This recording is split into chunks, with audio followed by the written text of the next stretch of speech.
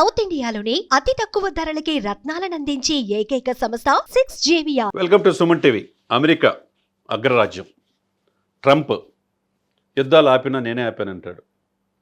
ఆపకపోతే వాణిజ్య సదుపాయాలు వాణిజ్య సంబంధాలు తెంచుకుంటా ఉంటారు. కట్ చేస్తే ఆయనదేమీ లేకుండానే ఆయా దేశాలు ముందుకెళ్తున్నాయి. సరే అంటే అమెరికా ఎప్పుడు కూడా నేనే పోలీసు రాజ్యం అన్నట్టుగా నేను చెప్పింది మిగతా ప్రపంచ దేశాలు వినాలి అనుకున్నట్టుగా వ్యవహరిస్తూ ఉంటుంది. మరి అటువంటిది ట్రంప్ యొక్క పోకడలు, ట్రంప్ తీసుకుంటున్న నియంత్రిత ధోరణులకి వ్యతిరేకంగా తనను గెలిపించడంలో క్రియాశీలక పాత్ర వహించిన ఎలన్ మస్క్ లాంటి వ్యక్తే ఆయనకు అత్యంత ప్రాణ స్నేహితుడు. ఆయన కాదని బయటకు వచ్చాడంటే టెస్లా లాంటిది మనం తెలుసుకోవచ్చు. ఆయన ఆదాయం, ఆయన ఆస్తులు మనం తెలుసుకోవచ్చు. ఆయన్ని బట్టి ఇసుకు పుట్టి సొంత స్నేహితుని కూడా వదిలేసి ఈరోజు అమెరికా పార్టీ పెట్టారంటే దాన్ని బట్టి అర్థం చేసుకోవచ్చు.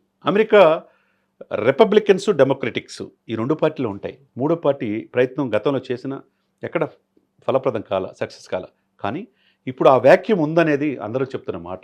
అనేక దేశాలని నిర్బంధంగా అక్కడ వాణిజ్యం కట్ చేస్తున్నారు మిగతా దేశాలతో సంబంధాల విషయంలో. తర్వాత మెక్సికన్స్ విషయంలో కావచ్చు, మిగతా విషయంలో కావచ్చు నిర్బంధంగా ఉన్నారు. హార్వర్డ్ యూనివర్సిటీలో కూడా పరిశోధన చేసే విషయంలో కూడా మనం చాలా నిబంధనలను కూడా తీసుకొచ్చిన మాట మనకు తెలిసిన అంశమే. భారతదేశంలో అనేక మంది ఎదువరకులాగా వెళ్ళాలంటే వీసా ఇప్పుడు వచ్చే పరిస్థితి కూడా లేదు. ఉక్కుపాదంతో అణచివేస్తున్నారు. మరి దీని అన్నిటికీ కారణం ఏంటంటే నేనే అనే ఇది ట్రంప్లో రావటం. మరి ఎలన్ మస్క్ లాంటి అత్యంత ప్రాణ స్నేహితుడు కూడా ఆయన గెలుపు కారణమైన వ్యక్తి కూడా ఈరోజు తను కాదు అని విసికి వేసారి ఈరోజు అమెరికా పార్టీ పెట్టాడంటే మరి దాన్ని బట్టి రాజకీయ మార్పు కోసం, ప్రజల స్వేచ్ఛ కోసం అమెరికా ముందుకెళ్లాలంటే పార్టీ పెట్టాల్సిందని చెప్పి ముందుకొచ్చారు. మరి ట్రంప్ని ఎదిరించి ఇప్పుడు రిపబ్లికన్కి, డెమోక్రటిక్కి సరిసమానంగా అమెరికాలో మూడో పార్టీ. ఎందుకంటే ఈయన చేతిలో సోషల్ మీడియా ఉంది, ఎలన్ మస్క్ చేతిలో.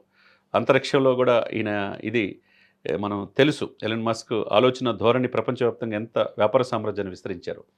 మరి సోషల్ మీడియా అంతా ఇతని చేతిలో ఉంది. మరి దీన్ని సక్సెస్ కాగలరా రాజకీయం అంటే మరి వేచి చూడాలి ఏ విధంగా ఉంటుందో. ఎందుకంటే సమూల మార్పుల కోసం అమెరికా ముందుకు తీసుకెళ్లడం కోసం నేను ముందుకు వచ్చానని అమెరికా పార్టీ అనేది ఆయన అనౌన్స్ చేయడం జరిగింది. మరి ట్రంప్ ఏమంటాడా, రిపబ్లికన్స్ ఏమంటారు, డెమోక్రటిక్స్ ఏమంటారు, ఎలన్ మస్క్తో ఇతర దేశాల సంబంధాలు ఎలా ఉంటాయి, భవిష్యత్తులో ఈయన అమెరికా అధ్యక్షుడయ్యే అవకాశం ఉందా అంటే కాలమే నిర్ణయం చేయాలి. సుమన్ టీవీలో మీ పర్సనల్ అండ్ బిజినెస్ ప్రమోషన్స్ కోసం కింది నెంబర్కి కాంటాక్ట్ చేయండి.